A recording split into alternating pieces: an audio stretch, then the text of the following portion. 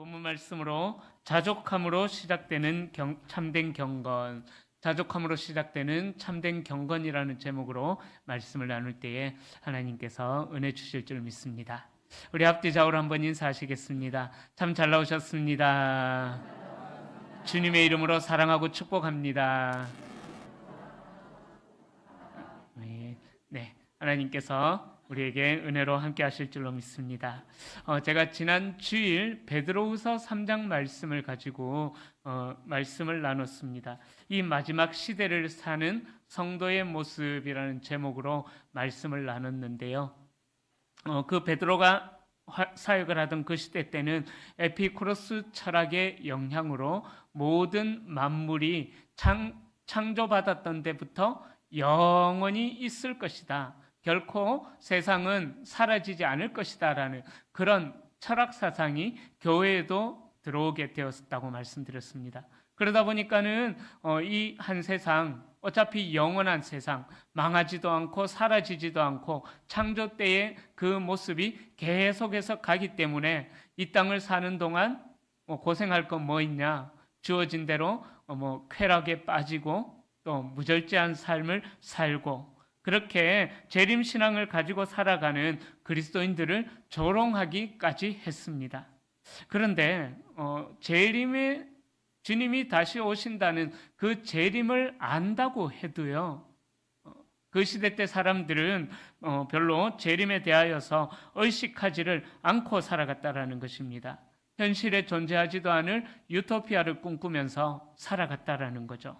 그래서 그 시대 때 그 사람들이 살았던 그 모습을 지금 이 시대에도 동일하게 우리가 볼 수 있다. 그래서 그러다 보니까는 우리가 재림을 준비하지 않고 그냥 현실만 살아가는 그러한 사람들이다라는 것을 말씀을 드렸습니다. 그러기에 이 베드로가 유언처럼 했던 그 말씀, 주님의 재림의 때에 흠도 없고 점도 없고 티도 없이 평강 가운데 주님의 재림을 맞이해야 될 것을, 또 그렇게 주님의 재림을 준비하는 삶을 살아야 될 것에 대하여서 말씀을 나눴습니다. 오늘 말씀도 역시 지난주처럼 베드로가 마지막 유언처럼 남긴 말씀인데, 오늘 바울이 디모데에게 또 그 교회에게 마지막으로 유언처럼 하는 말씀이 오늘 본문의 말씀입니다. 디모데전서 역시 바울이 인생의 여정의 마지막 무렵에 쓴 것입니다. 마지막 죽기 전에는 디모데 후서를 기록하였고, 이 디모데 후서를 기록하기 한 2, 3년 전에 이 디모데 전서를 기록을 했거든요. 그래서 바울은 이 마지막 유언처럼 이 디모데에게, 그리고 그 당시 교회와 성도들에게 유언처럼 남기고 있는 이 말씀, 오늘 이 말씀을 통하여서 하나님께서 우리에게 무슨 말씀하시고자 하시는지 또 큰 은혜가 있기를 소망합니다. 바울은 에베소를 떠나면서 마게도냐로 가면서 디모데에게 에베소 교회에 머물러 달라라고 요청을 합니다. 왜냐하면 디모데에게 에베소에게 머물러라고 했던 그 이유는 그 당시 베드로 시대 때처럼 악한 또 거짓된 잘못된 철학 사상들이 교회를 위협하였고, 에피쿠로스 아파의 철학처럼 그렇게 교회가 그런 거짓 교사들에 의해서 위협을 받고 있던 그런 시대였었던 것입니다. 그래서 에베소 교회에 디모데가 머물면서 거짓된 가르침으로부터 교회를 지켜야 된다, 교회와 성도를 보호해야 된다라는 그런 가르침으로 목회적인 마음을 가지고 기록한 성경이 바로 이 디모데 전서, 또 디도서, 디모데 후서가 목회 서신이 되는 것입니다. 당시 에베소는 로마 제국의 3대 도시로서 아주 거대한 도시였습니다. 오늘날 터키 지역이죠. 튀르키예라는 그 지역의 서아시아에서 첫 번째 규모가 큰 도시가 바로 에베소라는 도시였습니다. 그렇기 때문에 이 바울의 선교 전략에서 굉장히 중요한 도시가 바로 이 에베소 도시였습니다. 그런데 이 에베소에 거짓 교사들이 여전히 나타나서 활개를 치면서 성도들을 미혹하고 잘못된 가르침으로 현혹을 하고 있는 일들이 일어납니다. 디모데전서 1장 3절 이후에 보면은 그 거짓된 교사들이 가르쳤던 내용이 나오는데 바로 예수 그리스도의 복음 외에 복음도 필요하지만 율법을 지켜야지 구원을 받을 수 있다. 율법의 정신을 강조했던 것이 아니라 율법의 행위적인 면, 그런 면들을 강조했었던 것입니다. 예수 그리스도를 믿는 믿음보다 율법의 어떤 행위가 구원의 조건이 된다는 그런 잘못된 가르침을 가르쳤고요. 그리고 또 그 당시에 아데미 여신을 이 시대 사람들이 섬기고 있었어요. 이 아데미 여신은 어떤 신이냐면은 풍요와 다산을 상징하는 그러한 신이었습니다. 그러다 보니까는 그 아데미 여신이 이 땅에 풍요와 또 축복을 주는 줄 믿고 그 거짓 교사들이 아데미 여신을 섬겨야 된다. 거짓된 신화로, 꾸며낸 신화로 성도들을 유혹했다라는 거예요. 또 한 가지 잘못된 가르침이 있었는데 뭐냐 하면은 이 유대인들은 정말 지독한 선민 사상이라는 게 있었어요. 우리는 하나님으로부터 특별히 선택된 민족이다. 그런 잘못된 선민 사상이 그들 가운데 자리 잡고 있어가지고 그들이 뭐를 강조했냐면은 족보를 굉장히 강조합니다. 족보, 계보를 굉장히 강조합니다. 자, 그래서 그런 과거의 족보를 가져와서 유대인들의 고질적인 선민 사상, 잘못된 선민 사상을 고치시키면서 아브라함의 후손들만이 구원을 얻을 수 있다. 그런 이제 잘못된 사상들을 가르쳤던 것이죠. 그래서 바울은 이 디모데 전후서를 기록하면서 디모데에게 부탁을 하는 거예요. 그런 쓸데없는 논쟁이 가득한 교회와 또 그런 잘못된 가르침에 유혹받아서 넘어가고 있는, 쓰러지고 있는 성도들을 디모데야 해야 된다. 그렇게 강조하면서 그 쓸데없는 논쟁들을 일으키는 거짓 선생들을 어떻게 대처할 것인가? 그것에 대하여서 바울이 이제 유언처럼 디모데 전서를 기록했었다라는 것입니다. 그 중에 오늘 본문은 바울의 마지막 경고 중에서도 돈에 관한 이야기, 재물, 물질에 관한 이야기를 하면서 교회가 돈에 대하여서 어떠한 관점을 가지고 있어야 될지, 교회가 돈에 대하여서 어떤 생각을 가지고 있어야 할지를 알려주고 있습니다. 3절에 보면은 이렇게 말씀하죠. 누구든지 다른 교훈을 하고 또 주 예수 그리스도의 말씀과 경건에 관한 교훈을 하지 않는 자들은 어떤 자들일까요? 4절에 보면은 교만하여 아무것도 알지 못하고 이들은 변론과 언쟁을 일삼아서 투기와 분쟁과 비방과 악한 생각을 하게 만드는 자들이다라고 3절과 4절에서 그렇게 이야기하고 있습니다. 바로 거짓 선생들, 거짓 교훈을 가르치는 자들이 그러했다라는 것입니다. 결국 이들은 5절에 나오는 것처럼 마음이 부패해지고 진리를 잃어버리고 경건을 자신의 이익의 방도로 생각한다라는 거죠. 쉽게 말해서 경건을 빌미로 삼아서 내 배를 불리고 또 더 쉽게 말하자면은 교회 출석하는 이유, 신앙생활 하는 이유가 뭐냐? 내 사업의 확장을 위하여서 그렇게 신앙생활을 한다라는 거예요. 사실 그런 교회 안에도요, 명목은 성도의 교제라고 하지만 성도들 간의 교제를 통해서 자신의 이익을 챙기려는 사람들이 우리 교회는 별로 없는 것 같은데 제가 이전에 사역했던 교회는 있었습니다. 똑같은 제품을 판매하는 분이 계셨는데 어떤 한 분에게서 그 제품을 샀는데 이 다른 집사님이 삐치신 거예요, 저에게. 그래서 어떻게? 내가 이거 테스트 해보려고 여기서 샀다. 집사님한테도 하나 더 살 거다. 하여튼 그래가지고 한 개 어쩔 수 없이 더 사가지고 다른 전사님에게 나눠줬던, 선물로 해줬던 기억이 납니다. 그런 거죠. 바로 교회에 출석함으로 인해서 잠정적인 고객 확보를 교회 성도들을 삼고 있는 거죠. 선거철이 되면은 우리 교회 요람이 아주 유용하게 잘 사용이 되고 있어요. 그죠? 요람을 가지고 나가서 요람에 나와 있는 전화번호를 보면서 나 한 표 찍어달라고 그런 연락들. 그죠? 바로 이 종교라는 것을 통해서 자기의 명예를 높이고 유명인이 되려고 하고 이 종교라는 것을 통해서 나의 이익을 챙기려 하는 그러한 모습이 있다라는 것입니다. 부끄러운 고백 한 가지 하려고 합니다. 제가 부목사로 있을 때 사역을 하는 동안 가끔씩 다른 교회의 말씀을 전하러 여러 번 나갔던 적이 있습니다. 어떤 한 교회에 갔었는데요. 말씀을 전하러 갔는데 좀 멀었어요. 제가 사역하는 교회에서. 거의 2시간 가까이 운전해서 가야 되는 교회였어요. 1시간 반 좀 넘게 운전해서 가서 오전 예배도 말씀 전하고 오후 예배에도 말씀을 전했습니다.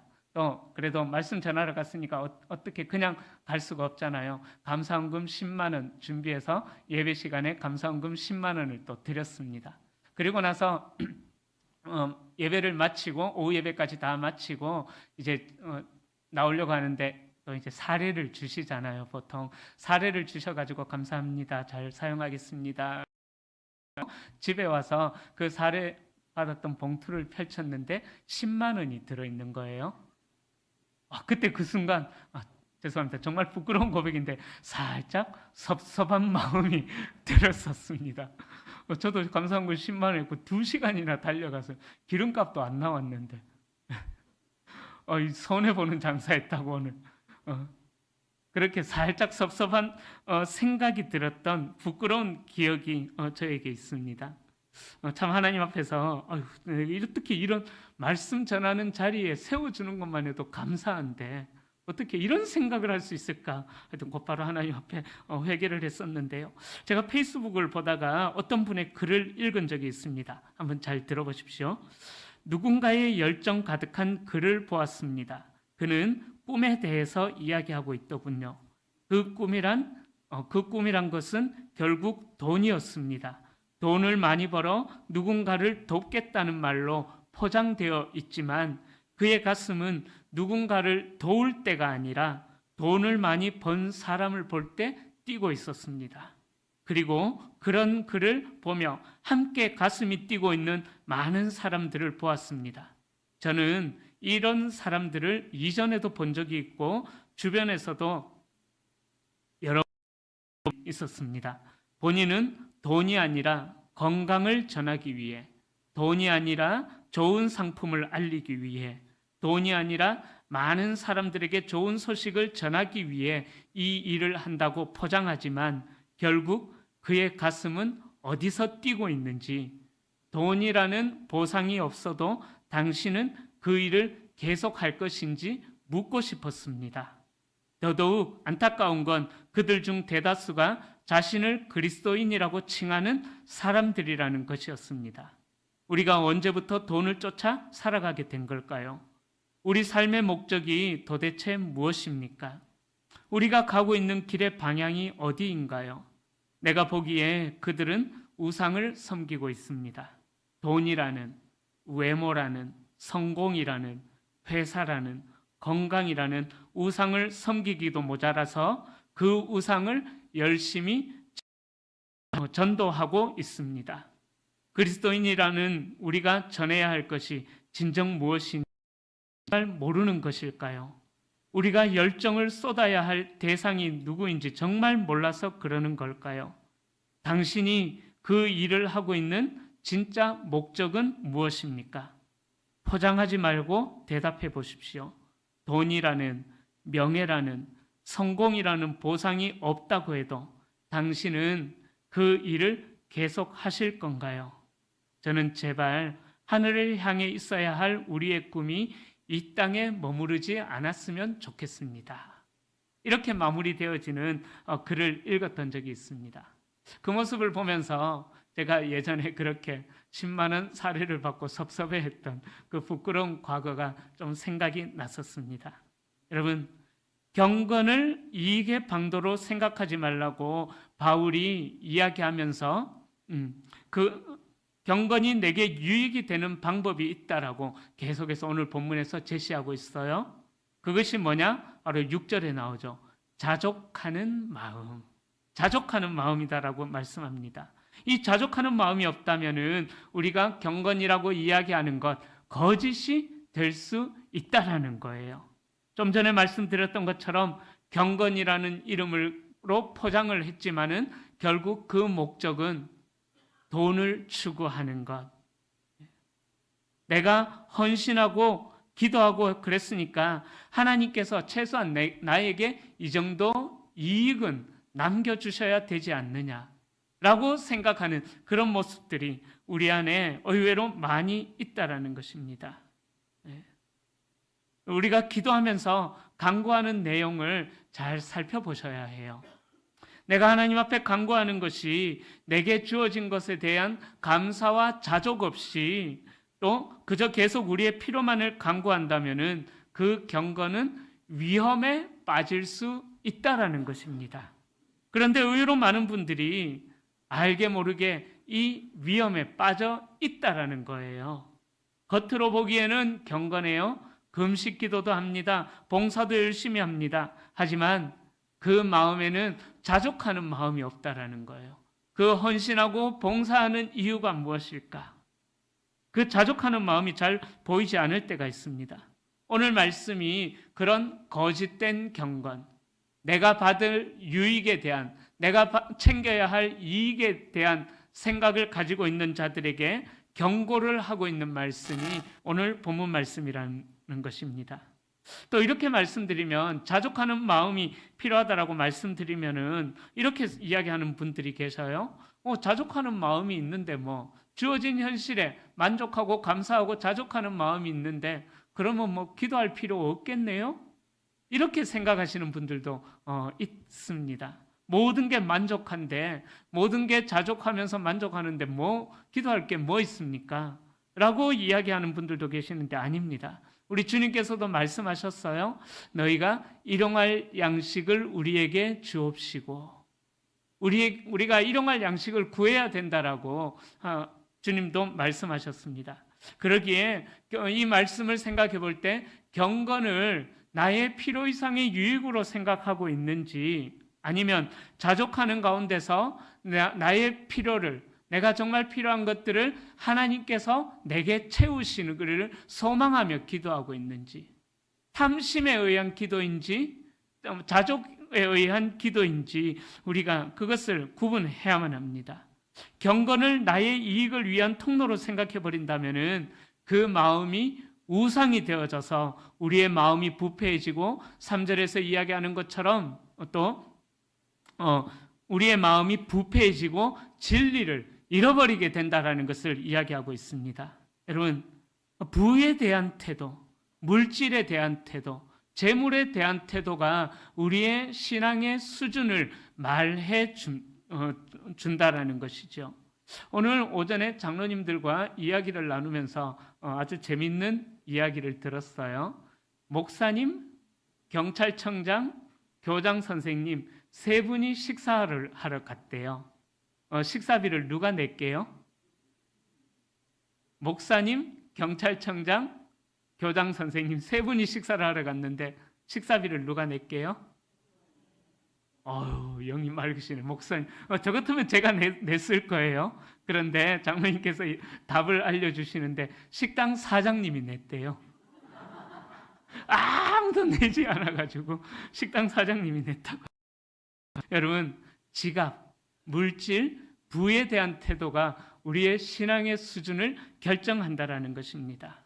여러분, 생존에 필요한 최소의 물질에 만족하고 감사하는 사람은요, 영적으로 성장을 하게 되어 있습니다. 그러나 탐심으로 가득 찬 사람은 유혹의 덫에 빠져서 결국은 파멸에 이르게 된다라고 오늘 본문에서 이야기하고 있습니다. 7절과 8절에서 이렇게 이야기해요. 우리가 세상에 아무것도 가지고 온 것이 없으니까 아무것도 가지고 가지 못한다. 그러기에 우리에게 먹을 것과 입을 것이 있은즉 만족할 줄 알아야 된다. 필요 이상의 물질을 탐하는 그런 탐심에 대한 경고를 우리 바울이 말씀하고 있는 것이죠. 그래서 우리 주님께서도 그렇게 말씀하셨지 않습니까? 네 지갑이 있는 곳에 내 마음이 있다. 그죠? 지갑이라고는 이야기 안 했어요. 주님이 네 물질이 있는 곳에 내 마음이 있다라고 우리 주님도 말씀하셨지 않습니까? 여러분, 우리 인생은 빈손으로 왔다가 빈손으로 가는 그런 존재들이라는 거예요. 그런데 더 많이 갖고 싶어하는 탐심 때문에 근심과 염려를 가지고 살아간다라는 것입니다. 물질에 과도하게 집착하다 보니까는 염려가 생기게 되고, 염려가 생기다 보니까는 믿음에서 떠나게 되고, 믿음에서 떠나게 되다 보니까는 죄로 이어지게 된다라는 거예요. 우리 그리스도인은 무엇으로 만족을 누려야 될까요? 물론 물질도 필요해요. 그죠? 이 땅을 살아가기에. 그러나 우리 그리스도인의 진정한 만족은 하나님과의 관계, 하나님과 내가 어떤 관계를 가지고 살아가느냐, 거기에 진정한 만족을 우리는 둬야만 하는 것입니다. 우리가 그러기에 추구해야 할 삶의 우선적인 가치는 경건이라는 것입니다. 지난주에 그래서 우리가 주님의 재림을 준비할 때에 이 세상을 소망하는 것이 아니라 이 세상에 이루어질 수 없는 유토피아를 이루기를 소망하면서 살아가는 것이 아니라 헛된 재물에 마음을 두지 말고, 이 세상에 소망을 두지 말고 하나님 나라에 우리의 소망을 두고 살아갈 것을, 그래서 재림을 준비할 것을 말씀을 드렸었습니다. 바로 그렇게 경건의 유익이 되고 또 경건의 유익이 되기 위해서 자족하는 마음이 있을 때에 우리는 깨어 있어서 주님의 재림을 준비하는 삶을 살아가게 된다라는 것입니다. 그런 삶이, 그런 경건이 우리에게 유익이 된다라고 바울이 디모데에게 이야기하는 거예요. 그런데 왜 사람들이 만족하고 자족하지 못하고 또 감사하지 못할까요? 아마 우리의 마음 속에는 비교하는 그 마음이 있기 때문일 것입니다. 지난주에도 말씀드렸던 것처럼 최소한 저 사람 정도는 나도 살아야지, 그런 마음들, 그죠? 저 사람은 저런데 나는 뭐냐, 이런 마음들이 있기 때문에 우리가 자신의 환경에 만족하지를 못한다라는 거예요. 하나님은 공평하신 하나님이십니다. 공평과 평등의 차이가 무엇일까요? 공평과 평등. 자, 평등은요, 모든 사람들에게 그냥 동일하게 똑같이 주는 거예요. 쉽게 말하자면 주는 것으로 이야기할 때 이 사람에게 A를 줬다면 저 사람에게도 A를 주고 모든 사람에게 A를 주는 거예요. 그런데 공평은 뭘까요? 각 사람의 필요를 따라서 주는 거예요. 그러기에 하나님은 공평하신 하나님이십니다. 모든 사람에게 각자 필요한 은혜가 있기 때문에 어떤 사람에게는 이만큼의 은혜가 필요하고 어떤 사람에게는 요만큼의 은혜가 필요하기 때문에 각자 맞는 은혜를 각자에게 맞는 은혜를 하나님께서 주신다라는 것입니다. 그러기에 사랑하는 성도님들, 복이라는 것은 바로 하나님께서 주시는 거예요. 신명기 말씀에서는 하나님의 말씀대로 사는 자에게 복이 임한다라고 말씀하셨어요. 우리가 쫓아간다고 해서 그 복이 우리에게 주어지는 것 아니라는 것입니다. 경상도 말로 우리가 복을 쫓아간다고 해서 경상도 말로 아나 하면서 주어지는 게, 아나 여 있다 하면서 주어지는 게 복이 아니라는 거예요. 9절에서는 그래서 자족하는 마음이 없고 부하려고 하는 자들, 부요함을 추구하는 자들, 그 자들을 향한 경고의 말씀이 9절에 있습니다. 우리 9절 말씀 같이 읽어보겠습니다. 부하려 하는 자들은 시험과 올무와 여러 가지 어리석고 해로운 욕심에 떨어지나니 곧 사람으로 파멸과 멸망에 빠지게 하는 것이라. 자족하지 않고 부를 추구하는 자들은 파멸과 멸망에 빠지게 된다라고 말씀합니다. 우리가 기도하는 것은 시험과 올무에서 벗어나기를 기도하는데요, 스스로 부를 쫓으면서 거기에 마음을 쏟아부으면 결국 파멸과 멸망에 빠진다라는 거예요. 그래서 오늘 말씀 10절에 보면은 돈을 사랑함이 일만하게 뿌리가 된다라고 말씀하고 있는 것입니다. 돈이 문제가 아니라 그 돈을 어떻게 바라보느냐, 그것이 중요하다라는 거예요. 이 돈이 우상이 되어버리면은요, 살인이 일어날 수가 있고 폭력, 사기, 돈 때문에 그런 안타까운 일들이 일어나지 않습니까? 이 돈이 우상이 되어버리면은 죄의 열매가 맺히게 된다라는 것입니다. 저는 음식에 대한 알레르기는 없는 것 같아요. 제가 매운 음식을 잘 못 먹는데 언젠가 체질이 바뀌어져서 매운 것만 먹으면 땀이 너무 많이 나가지고 가능한 이제 매운 거를 잘 안 먹는데요. 예전에는 그런 것이 없었는데 언젠가 바뀌어진 것 같아요. 그래서 저는 음식에 대한 알레르기는 없어요. 근데 저에게는 음식에 대한 트라우마가 있는 음식이 한 가지 있습니다. 바로 새우튀김. 이 새우튀김에 대해서 저는 트라우마가 있습니다. 제가 부교육자로 사역할 때 제가 담당하고 있던 교구의 한 분이 식사 대접을 해주신다고 담임 목사님과 또 제가 교구장이었는데 저와 교구의 일꾼들을 초대해서 식사를 섬겨주셨어요. 식사를 섬기는데 담임 목사님 테이블 위에 새우튀김 5마리를 5개를 놔두셨어요. 그러니까 그 모습을 보고 어떤 한 권사님이 누구야? 누구누구님, 직분 이야기하면 알 수도 있으니까 이야기 안 할게요. 이 방송이 되니까. 누구누구님, 담임 목사님에게만 놔두지 말고 담당 교구 목사님에게도 좀, 그 새우튀김 좀 갖다 주셔라. 하여튼 그렇게 요청하니까는 그 식사를 섬기셨던 권사님이 본인이 운영하시던 식당이었거든요. 그 식사를 섬기셨던 권사님이 아주 충격적인 이야기를 하셨어요. 깜짝 놀랐습니다. 이 새우튀김 한 마리가 얼만 줄 아냐고. 저 구석에서 조용히 밥 먹고 있다가 갑자기 뒤통수 한 대 맞았어요. 그러니까 새우튀김 한 마리 얼만 줄 아냐고. 그러니까 또 권사님이 화가 나가지고 얼만데 하니까 그 식당 주인 권사님이 식당 주인분이 직분 이야기 해버렸네. 그 식당 주인분이 한 마리 1,000원이야 1,000원. 밥 먹다가 토하는 줄 알았습니다. 그 뒤로 저는 새우튀김만 보면 괜히 마음이 콩닥콩닥하고 어떤 때는 막 두렵기까지 합니다. 괜히 그대 앞에만 서면은 나는 왜 작아지는가. 새우튀김 앞에만 서면은 저는 괜히 마음이 좀 불안해집니다. 참고해 주십시오. 저 새우튀김 트라우마 있습니다. 근데 잘 먹습니다. 나오면 잘 먹습니다. 근데요, 재밌었던 것은 그분이 제가 사역했던 그 땅에서 엄청난 부자셨어요. 굉장히 거대한 빌딩을 가지고 있는 엄청난 부자셨습니다. 참 많이 안타까웠어요. 네, 참 많이 안타까웠습니다. 네, 여러분, 그런데 이런 모습들이 그분에게만 있는 것이라고 생각을 저는 하지 않아요. 죄송한 표현이지만 우리 부모님들께서 자녀들을 위하여 기도하실 때 어떤 기도를 하십니까? 그 최종 기도의 종착역, 그 기도의 최종 목적은 무엇입니까? 결국은 물질, 결국은 돈 많이 버는 거. 혹시 이거 아닐까 생각을 해보셨으면 좋겠습니다.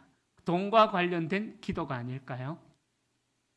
기독교 TV나 이런 데 보면은 간증하는 분들이 많이 나오셔요. 그 간증하시는 분들의 결국은 하나님께서 은혜 주셔서 돈을 많이 벌게 되었다.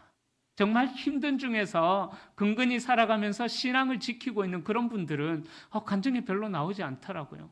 소위 그 0.01%의 성공을 누린 분들, 정말 일반인들이 상상할 수 없는 거부가 되신 분들이 하나님의 은혜로 이렇게 내가 부자가 되었다라고 이야기하는 것. 제가 처음에 말씀드렸던 페이스북을 보면서 읽었던 그 글, 동일한 내용이 아닐까 생각을 해봅니다. 좀 힘들게 사시면서 신앙, 믿음을 지켜나가는 분들, 우리 일반인들이 공감할 수 있는, 또 도전받을 수 있는 그런 분들이 좀 간증하는 자리에 나와서 간증하면 좋겠는데 꼭 마지막 그는 돈이죠, 결국. 그러기에 과장이 아니라, 우리의 기도의 제목이 과장이 아니라 현실적으로 돈이 나의 하나님이 아니라고, 돈이 나의 하나님이 아니라고 여러분들 자신 있게 이야기하실 수가 있으시겠습니까? 11절에서는요, 하나님의 사람이라면은 돈을 사랑하지 말고 그러한 것들을 피하고 의와 경건과 믿음과 사랑과 인내와 온유를 따라야 된다라고 11절에서 그렇게 말씀하고 있습니다. 우리가 하나님의 사람이라면은, 그죠? 그런데 과연 그럴 수 있을까요? 돈을 사랑하지 않을 수가 있을까요? 돈이 얼마나 편하고 좋은데요, 그죠? 돈은 나의 피할 바위시요 산성이시요 요새시요 방패시요 내 기쁨이시요 돈은 내 노래시요 나의 구원자요 나의 보혜사요 또 뭐 할까요? 나를 외롭지 않게 하시는 분이요 나의 즐거움이시요 돈은 내 영광이시요 하여튼 돈이 그렇게 내 모든 것이 아니다라고 이야기할 수 있을까 모르겠습니다. 결국 헤아릴 수 없을 만큼 많은 돈이 내게 있다면은 그 돈이 나의 라고 우리가 결국 고백할 거잖아요. 그죠? 그죠? 그러나 이 돈을 사랑하는 자들의 마지막이 어떠할지 우리는 오늘 본문 말씀에서 깨달아야만 합니다. 그 마지막은 9절과 10절이 우리에게 철저하게 경고하고 있는 것이죠. 그래서 11절에서는 이것들을 돈을 사랑하는 마음을 피해야 된다라고 우리에게 이야기하고 있습니다. 오늘 본문은 지난주와 마찬가지로 마지막 시대를 살아가고 있는 우리 그리스도인들이 어떤 방식으로 이 세상을 살아가야 하는지 우리에게 알려주고 있습니다. 너무나도 선명하게 그 기준을 우리에게 제시해주고 있습니다. 하지만 돈을 사랑하지 않는 것 쉽지가 않은 것 같습니다. 그러면 어떻게 하면 될까요? 믿음의 아들 디모데를 향한 바울의 마지막 권면이 우리가 읽지는 않았지만 디모데전서 6장 17절부터 시작이 되어져요. 눈으로 한번 따라오시겠어요? 제가 읽어드립니다. 내가 이 세대에서 부한 자들을 명하여 마음을 높이지 말고 정함이 없는 재물에 소망을 두지 말고 오직 우리에게 모든 것을 후히 주사 누리게 하시는 하나님께 두며 선한 사업을 많이 하고 나누어 좋아하며 너그러운 자가 되게 하라. 돈을 사랑하지 않는 방법인 거예요, 이게. 선을 행하고 하나님께 소망을 두고 선한 사업 많이 하고 나누어 주기를 좋아해라. 너그러운 마음을 가져라. 그렇게 바울이 권면하고 있습니다. 이 말씀은 어찌 보면 부자들에 대한 경계의 말씀이 됩니다. 이 말씀 앞에서 상대적으로 부유하신 분들은 좀 마음이 편치 않으실 수도 있으실 것입니다. 내가 이걸 어떻게 모았는데 이걸 어떻게 나누어줘? 그죠? 그러나 부하신 분들은 그 재물을 소유할 권한이 내게는 없다라는 사실을 기억해야만 합니다. 오늘 밤이라도 당장 하나님께서 흩어버리면은 먼지처럼 사라지는 것이 우리에게 있는 물질이라는 거예요. 그러기에 돈은 있다가도 없어지고 없다가도 있어지다라고 말씀을 드리지만 없다가는 있어지는 거는 저는 잘 모르겠습니다. 하여튼 그렇다라는 거죠, 그죠? 예. 그러니까 불확실하다라는 거죠. 이 세상에 있는 물질은. 예. 그렇기 때문에 이 불확실한 이 세상, 불확실한 재물과 물질에 소망을 두기보다는 모든 것을 후히 주시고 넉넉하게 주시는 또 누리게 하시는 하나님께 소망을 둬야 된다. 바울이 우리에게 말씀하고 있는 것입니다. 하나님께서 풍성한 복을 주시는 목적은요, 쌓아두게 하려는 것이 아니라 나누고 누리고 베풀게 하시는 그런 목적으로 주셨다라는 것입니다. 그 목적을 알고 오늘 말씀을 살아내는 자들이 하나님께 기쁨이 되어진다라는 것입니다. 여러분, 오늘 말씀을 통해서 우리가 경건에 대하여서 깊이 생각해 볼 수 있기를 소망합니다. 내 신앙의 태도, 내 믿음의 태도가 디모데전서 오늘 본문 말씀에서 이야기하는 이 경건의 기준으로 제시하는 이 말씀에 비추어서 내가 경건이라고 생각하고 있는 내 신앙이 정말 그 경건이라는 이름을 갖다 붙일 수 있는 신앙인지 우리의 신앙을 한번 돌아볼 수 있기를 소망합니다. 시편 23편 1절에서는 이렇게 고백합니다. 여호와는 나의 목자시니 내게 부족함이 없으리로다. 영어로는 이렇게 이야기해요. The Lord is my shepherd. I shall not want. I shall not want. 무슨 뜻이냐면은 주님이 나의 목자이시기 때문에 I shall not want. 나는 다른 것을 원하지 않을 것이다. 주님이 나의 목자이기 때문에 나는 다른 것을 원하지 않을 것이다. 무슨 말씀이냐면은 내 의지와 상관없이 우리 그리스도인들은 내 의지와 상관없이 I shall not want. The Lord is my shepherd. 바로 주님을 목자로 삼고 만족하는 삶을 살아야 될 것을 말씀하신다라는 것입니다. 우리 존재 자체가 세상으로 만족하기를 원하지 않기로 하나님께서 우리를 그렇게 만들어 두셨다라는 거예요. 사랑하는 성도님들, 이게 어떻게 가능합니까?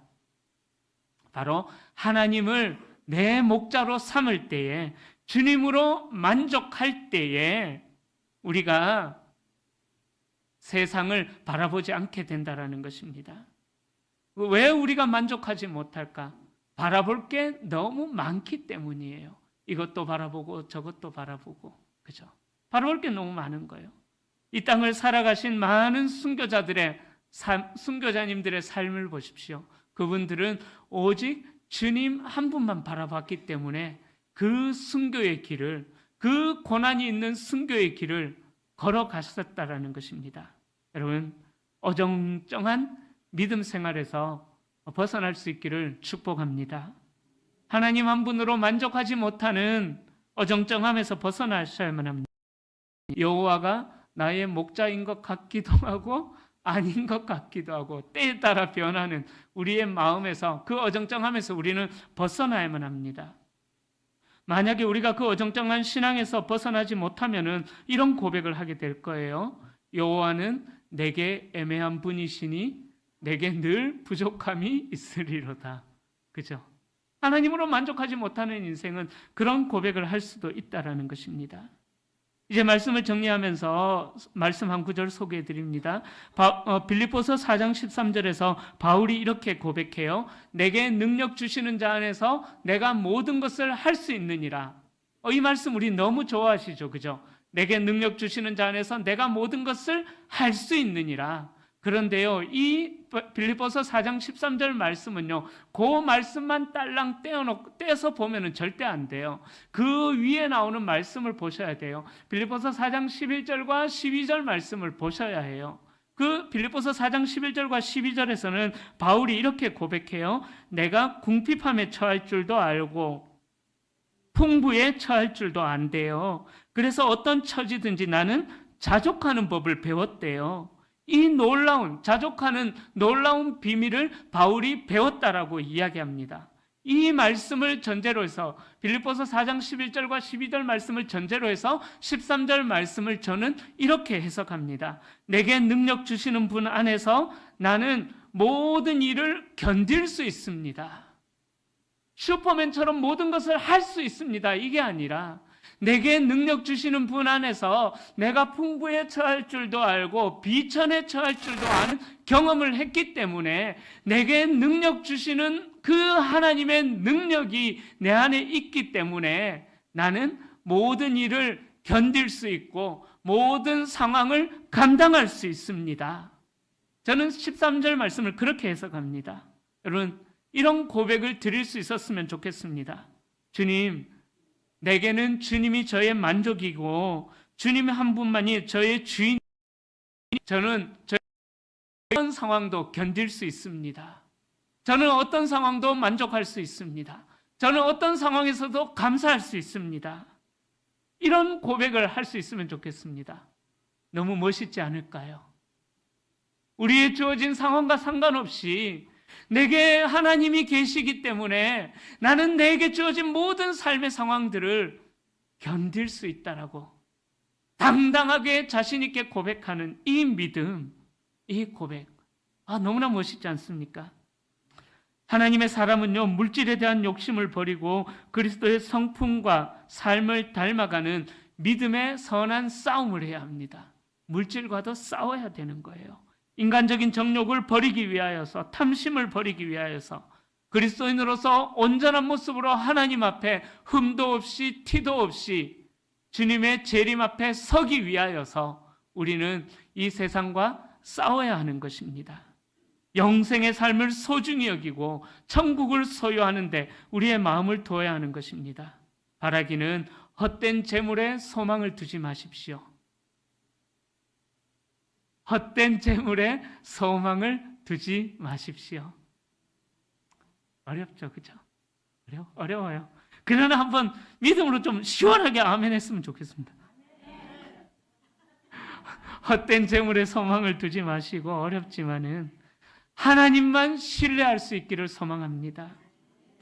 그래서 바울은 디모데에게 교회의 부유한 성도들이 재물에 소망을 두지 않고 하나님께 소망을 두고 선을 행하며 살도록 그런 삶을 살아야 된다라고 우리에게 조언하고 있습니다. 바라기는 경건에 대하여서 깊이 생각하시고 내게 자족하는 마음이 있는지 생각해 보십시오.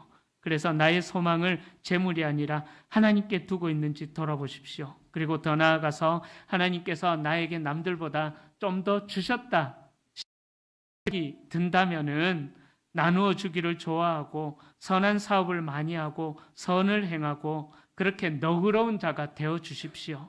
그래서 하나님께서 기뻐하시는 구약과 신약에서 동일하게 이야기하는 거룩, 경건, 고아와 과부와 가난한 자들을 섬기는 그런 흠도 없고 티도 없는 거룩한 경건으로 하나님 앞에서 살아가시는 우리 귀한 성도님들이 다 되시기를 예수님의 이름으로 간절히 축원합니다. 하나님